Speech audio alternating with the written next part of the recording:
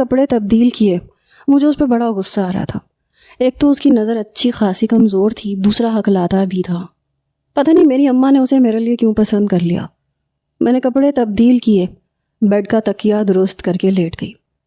ابھی میری آنکھ بھی نہیں لگی تھی جب اس کے خراٹوں کی آواز نے میری زندگی مزید اجیرن کی۔ پہلے تو میں نے اپنے کانوں میں انگلیاں رکھ لی، تکیہ بھی میں نے اپنے منہ اور سر پہ لے لیا، لیکن نہیں بھائی، اس کے خراٹے بہت تیز تھے، پورے کمرے میں گونج رہے تھے۔ پھر میں اٹھ کے بیٹھ گئی۔ میں نے اسے اچھی طرح پکڑ کے جھنجھوڑ کے اٹھا دیا۔ وہ ہڑبڑا کے اٹھا، کہنے لگا کیا تکلیف ہے؟ میں نے کہا یہ خراٹے بند کرو اپنے، میں سب کچھ برداشت کر سکتی ہوں، خراٹے نہیں۔ لیکن بہرحال انہی خراٹوں کے ساتھ مجھے سونا پڑا۔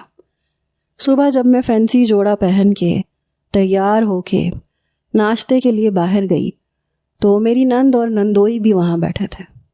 مجھے دیکھ کے میرے نندوئی نے میری تعریف کی، کہنے لگا بہت پیاری لگ رہی ہیں آپ۔ میں مسکرا کے سامنے والی کرسی پہ بیٹھ گئی۔ میری نند کہنے لگی میں اماں کے ساتھ ناشتہ لگواتی ہوں۔ ابھی تک فخر باہر نہیں آیا تھا، کمرے میں ہی تھا۔ میرا نندوئی کہنے لگا ویسے مجھے تو آپ کی قسمت پہ افسوس ہوتا ہے، بالکل اسی طرح جس طرح مجھے اپنی قسمت پہ افسوس ہوتا ہے۔ میں نے کہا میں سمجھی نہیں۔ کہنے لگا آپ اتنی خوبصورت ہیں اور آپ کو شوہر کیسا ملا، فخر جیسا جو ٹھیک سے بات بھی نہیں کر سکتا۔ محبت کا اظہار بھی اس نے اٹکتے ہوئے ہی کیا ہوگا، اور ایک میں ہوں اچھا خاصا خوش شکل، لیکن بیوی سانولی سلونی سی ملی ہے۔ میں نے اب غور کیا تھا، میری نند کی رنگت سانولی سی تھی اور مجھے اپنی گوری رنگت پہ بڑا مان سا ہوا۔ پھر چند دنوں میں ہی مجھے یہ بات پتہ چل گئی کہ نند اور نندوئی اسی گھر میں رہتے ہیں۔ فخر کو تو جیسے میری کوئی پرواہ ہی نہیں تھی، البتہ قاسم بھائی میری بہت تعریف کرتے تھے۔ ایک بار میں نے میرون رنگ کی فینسی فراک پہنی تھی۔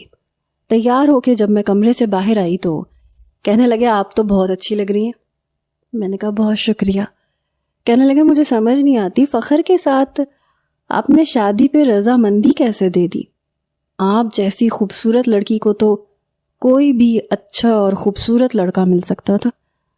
میں نے کہا بس قسمت خراب تھی میری اماں نے تو کچھ سوچا ہی نہیں اور ہکلا میرے پلے باندھ دیا۔ مجھے فخر ذرا بھی اچھا نہیں لگتا، پتہ نہیں اپنے آپ کو کیا سمجھتا۔ میں اس کی برائیاں کر ہی رہی تھی جب ایک دم میری پیچھے نظر پڑی تو وہ میرے پیچھے ہی کھڑا تھا۔ اس کے ہاتھ میں گلاب اور کلیوں کے گجرے تھے۔ وہ ایک دم